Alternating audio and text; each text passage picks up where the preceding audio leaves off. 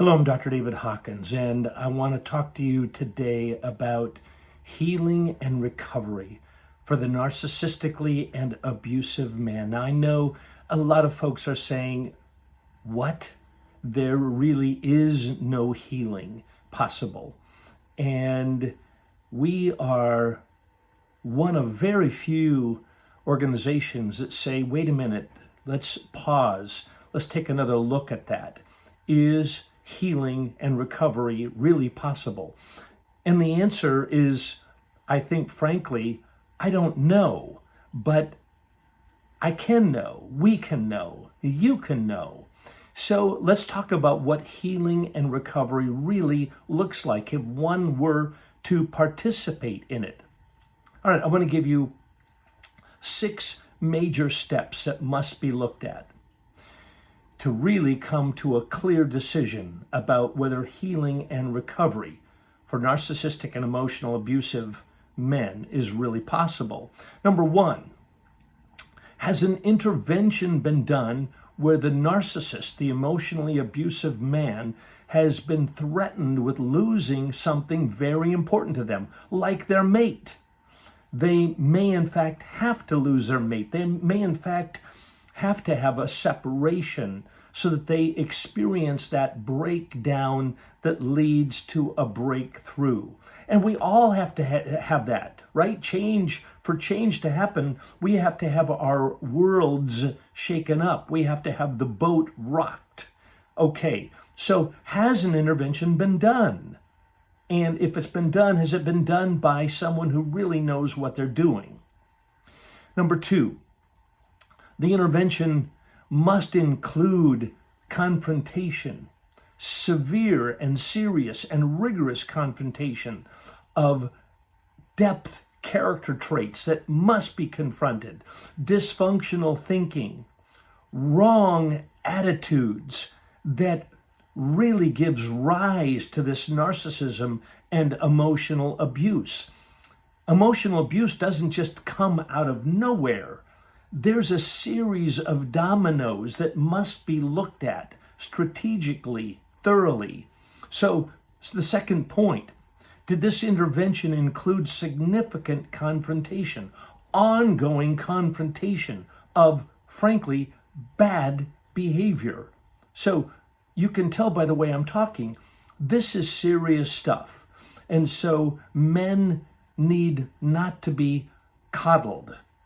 They certainly are to be respected, but bad behavior is bad behavior and it must change. Number 3, the intervention must lead to the breakdown that leads to the breakthrough, where there is a heartfelt brokenness. And by the way, we can tell when someone is broken, right?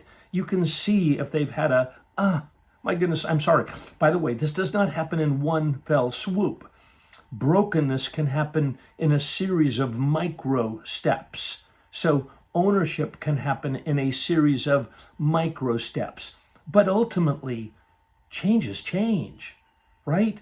Repentance is repentance. Turning away from bad behavior is turning away from bad behavior. You cannot change what you do not own. And so a man in recovery, you're going to hear that he thinks differently. You're going to hear that he acts, you're going to see that he acts differently. You're going to hear different words. You're going to sense that he is changing. He has become different.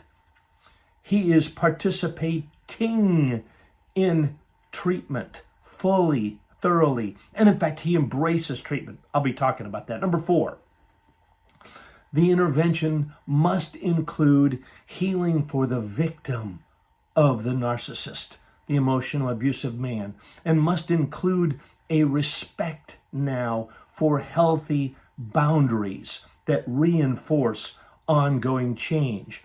The victim learns it's not her job to insist upon this change. Initially, she insists upon it, but then he takes it from there.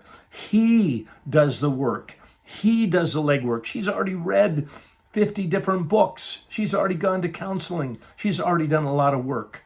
Now it's his time to do the work, and you will feel it. Number 5, There must be long-term, sustained counseling and accountability. Yes, rigorous accountability for rigorous change. So that's what must happen. At the Marriage Recovery Center, we have basic core group, we have advanced core group, we have advanced skills group, we have personal intensives for men. They must go through rigorous treatment and then participate in ongoing real change. So we can tell change is change. You see it, you feel it. Number 6, changes must be seen on an ongoing basis, and he must participate in the ongoing work. I would refer you to Lundy Bancroft. He's got a whole list, as we do too, of what are the behaviors that we see that line out. Yes, he is changing. He admits fully to what he's done. He accepts full responsibility. He is active in making amends. He stops making excuses and blaming her.